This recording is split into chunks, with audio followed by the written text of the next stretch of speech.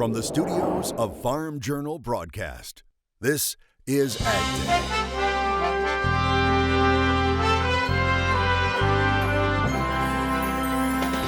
This special edition of AgDay is on the road from the Precision Technology Institute in Pontiac, Illinois. We'll get a crop update from the heart of the Corn Belt. And we're looking at equipment sales. Are farmers starting to buy? We'll have a report ahead in the show.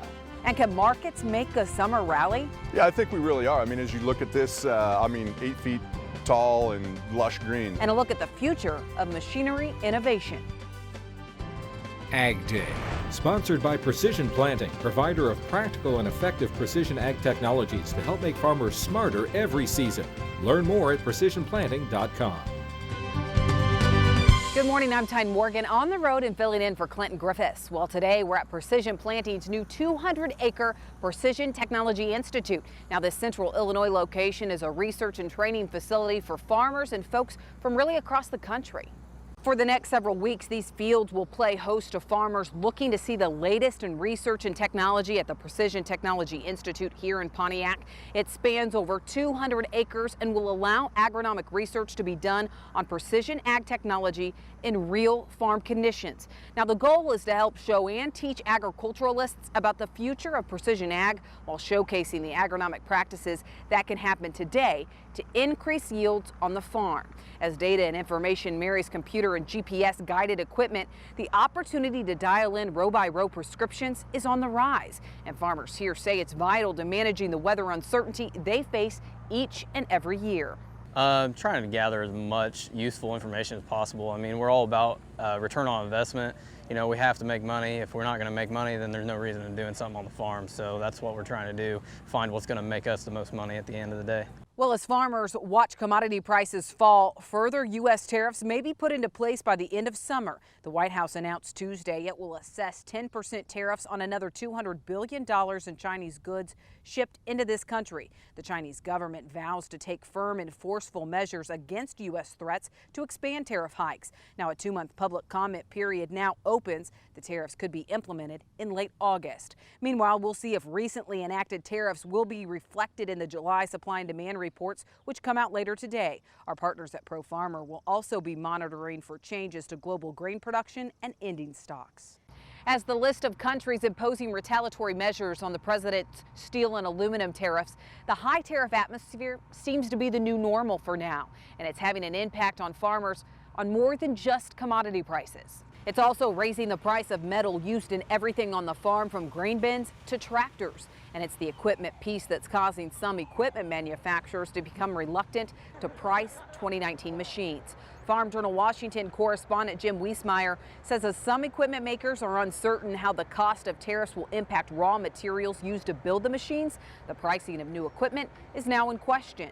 Well, I don't know how many farmers I've talked with the last few weeks who said they can't even get a bid on a 2019 piece of equipment because the manufacturers do not know how much they're going to have to raise their prices because of the metal tariffs. So that shows you the impact, and I think it's going to grow. Now, AgDay reached out to several equipment manufacturers. AGCO saying it's premature to estimate the impacts of the tariffs, but there could be ways around it, as, quote, these tariffs remain subject to possible resolution by ongoing negotiation between China and the U.S.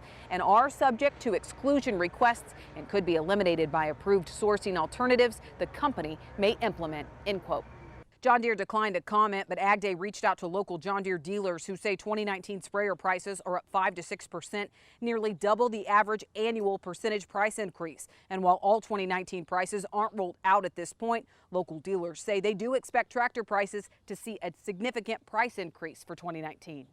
Well, speaking of equipment, a lot of growers are retrofitting their existing equipment with new technology, but certain sectors of the industry have seen farmers buying new. Betsy Gibbon joins us now with the latest sales figures for 2018. Equipment dealers are seeing machinery moving off the lot much faster than in the past. We're not heavy on anything that's got me nervous or scared or, hey, we need to dump out of this. That sentiment is reflected in the Association of Equipment Manufacturers' Ag Tractor and Combine report, showing June numbers from a year ago as well as machinery sales since the beginning of the year. All sales in a variety of categories of tractors and horsepowers from two-wheel drive to four-wheel drive are increasing. The farmer may have deferred the purchase of a new piece of equipment by a year or maybe 2 years, and now, for one reason or another, it's time for the replacement. Combines are seeing the largest increases with impressive climbs from year-ago levels and also since the beginning of the year. And interestingly, it's not just the slightly older machines, which are always popular, the kind of 8 to 10-year-old ones in nice shape, but we're seeing a lot of strong prices on 1 to 3-year-old combines, which has been interesting. Industry leaders say all of the numbers are rising for several reasons. But with that pent-up demand, the potential for rising interest rates, all of those things are weighing into the fact that customers are making decisions earlier than what we may have expected. However, a lot has changed since the start of 2018. Soybeans rallied the beginning of the year. Now prices are lower and trade tensions are intensifying. And if we are to see an impact, it will occur in the next report or even future reports after that. Peterson says he's starting to see softening of auction prices. Just at the end of June, we've started to see a few weakening signs, but of course that's also involved with the drops we've had in corn and bean prices again, coupled with this trade war that's hanging out there. Hoping the numbers on AEM's report continue to climb for the rest of the year. Reporting for AgDay, I'm Betsy Chibik. All right, Mike Hoffman is back at the studio with today's crop comments. Good morning, Mike. Good morning, Tyne. A NASS crop reporter from Blount County, Alabama says some parts of the county have not received much rainfall, while others are getting more than they need. Most crops are doing good, however. And in Adams County, Pennsylvania, sour cherries are being harvested now. Yields vary across the county, but it'll be lighter than usual. Apples are growing nicely. NASS says statewide, 95% of apples are good to excellent. And taking a look at the wind speed forecast, most of the breezy areas are going to be in the western plains and the western Great Lakes as we start the day. Heading through the day, the winds will pick up in both of those areas as well as spots in the southwest. Heading into the day tomorrow, not a lot of wind across the country. You can see to start, there's only a few spots seeing some breezy conditions, and that really continues through most of the day. No major storm systems going on right now. I'll have your forecast coming up, but first here are some hometown temps. Plan for the unexpected with weather forecast updates. Local forecasts are delivered right to your cell phone each morning, making planning a little bit easier. Just text Weather 6 to 31313 to get started. When we come back, we'll have more from the Precision Technology Institute, including a look at summer market expectations with analyst Chip Nellinger. And later, a look at the future of precision and prescriptive agriculture. Plus an in-field, in-depth look at agronomy with Isaac Ferry. Here now with Chip Nellinger of Blue Reef Agri-Marketing. He drove over to Pontiac, Illinois to join us here from Precision Planting.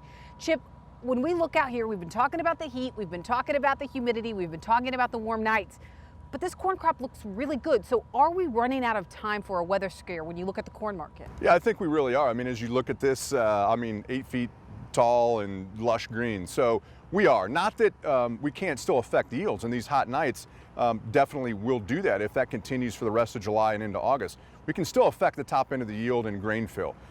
But we're getting each day and week that goes by without those triple-digit heat numbers is just another feather in the cap of a big crop coming. So I think that's what we're doing, is just slowly taking some of that weather premium out of the corn market.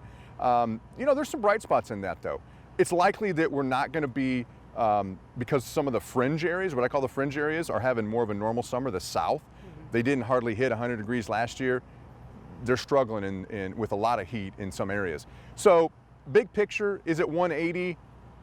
I don't know, probably not. It's big, it's probably trend line to above, but we've got a huge amount of demand underneath this corn market, and that's really what's going to help bottom this market eventually. But when you look at corn and beans, is the trade even watching? I mean, the trade in Chicago, are they watching weather, or are they watching the trade issues that are going on with some of our key partners? Well, both, and that's what makes it so hard. Typically this time of year, we're only struggling with what the crop size is, what the supply is. Now we've got both, what supply and what is demand with all these trade issues, and it makes it that much tougher. So, really, if NAFTA could get figured out here in short order, it's gonna help the corn market because that demand is there. Beans are more of a wild card, and that's definitely affecting the bean market. And beans, there definitely is still time on beans for the weather to affect prices. August weather is going to be key to beans, but on corn, I think we are slowly but surely running out of the weather scare potential here. Running out of a weather scare potential, but do you think there is still opportunity for corn to work its way higher? Oh, absolutely. I could perceive an early bottom, late August, first half of September type of a bottom. We digest the biggest crop, and because of that demand is there, we come roaring back and have a nice normal post-harvest bounce. I think by winter, or for sure spring of 19, we could be back north of $4, but it may be a bumpy ride between now and then. All right, Chip Nellinger, thank you so much for joining us. We appreciate it. Stay tuned. We have a lot more here from Precision Planting site in Pontiac, Illinois. We'll have a check of weather when we come back. For customized, focused commodity marketing, contact Chip Nellinger or Adam Dreyer at 309-550-7213.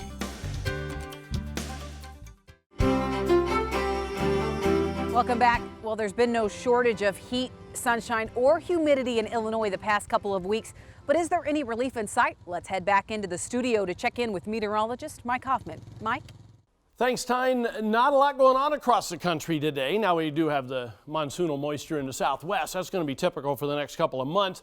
Cold front moving through the upper Midwest, and we still have Chris offshore. That's going to just skirt southeastern Canada. So let's put the maps into motion. High pressure dominating the eastern Great Lakes into New England, most of the Gulf Coast area, although even under the high, you still do get those afternoon variety spotty showers and thunderstorms.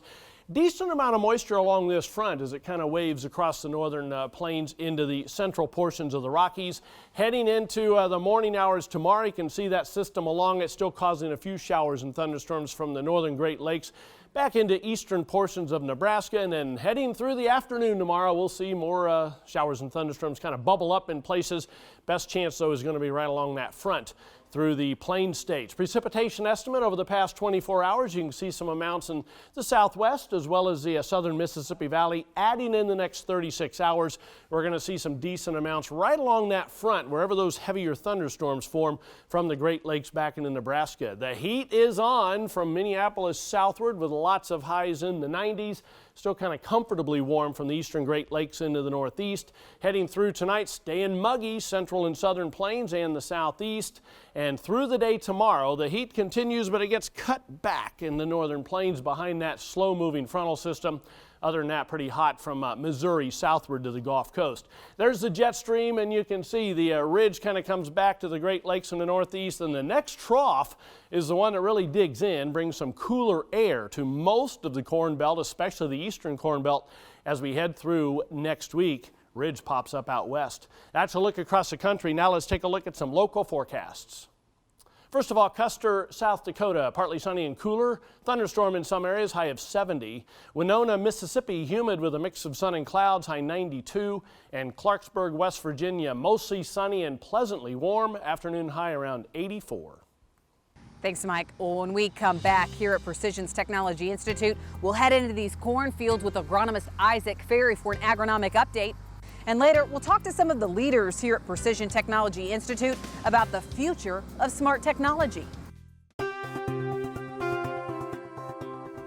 Welcome back to this special edition of AgDay from Precision Planting's Technology Institute. Joining me now in the field, I have Isaac Ferry of Crop Tech Consulting.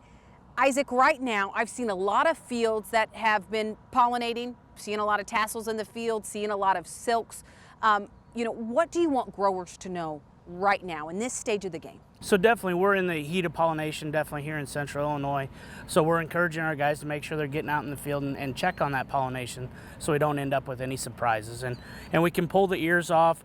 One of the best ways is to cut around the base of the ear and kind of shuck this ear down.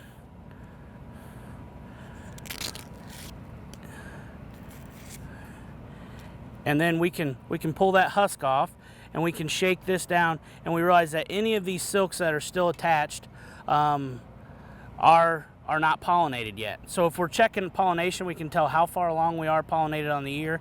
On ones that are not pollinated, we could look at the ends of the silks and see if they have a brown tinge to them, they're probably getting eaten off. So then we're looking for Japanese beetle, for rootworm beetle out in the field to make sure, is that the reason they're not pollinated? This field right here has just started pollination. It's doing really well. And pollination right now in central Illinois with the heat units we're getting is happening very, very quick. Yeah, so how kind of consolidated is that pollination period this year with the heat that we've been seeing? So definitely, we like our ear to pollinate. It's going to start at the bud of the ear and move to the tip, and we like that to happen within 5 days. This year, we're probably closer to 2 or 3 days on a lot of the stuff that we're looking at, which is good. Okay.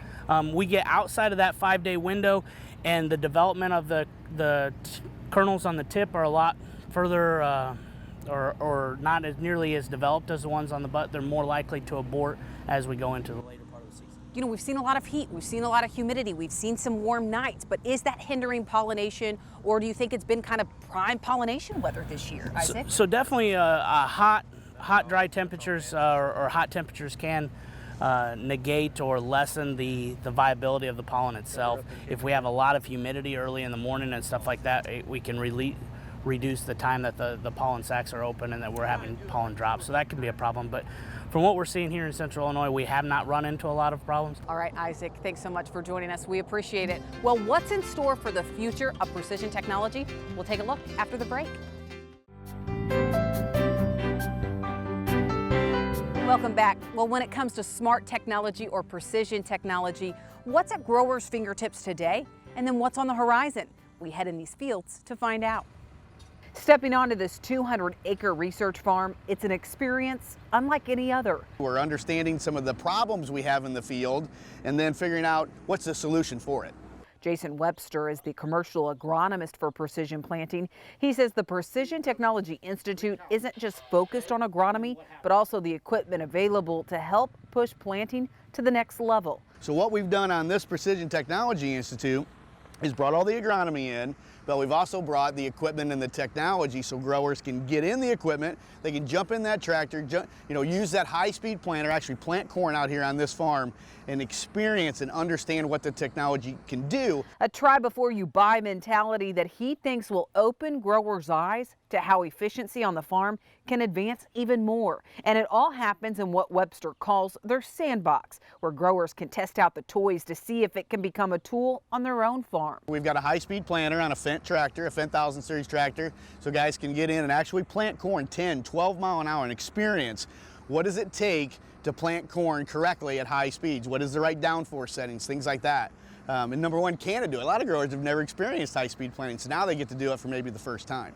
From dual band nitrogen to looking at variable rate technology, it's addressing a need that some farmers don't even know is there. One of the biggest problems we have really in the ag industry in general is zone management. Webster says no farm is the same with varying soils that creates variable production. And in the past, it's been hard to track problem areas and treat those on the fly. We want to achieve the highest production we can on every acre, even if those acres are different. And so that's been our biggest challenge, and I'm excited about the future because now we have tools that can sense on the fly and we can understand the variability and we can change and react. While some farmers use variable rate fertilizer applications, they admit the planting piece isn't one that their farming operation uses today. We could get a lot better with it. That's one reason why we're here, to learn more and more information about what we can do, and variable rate seeding is something that we have not done yet. While other farmers have tried it before, moved away, and now wanting to get back into it, it's the technology that's come a long way. We had a hydraulic drive. We were probably a little early in the technology, so we were before its time, I think.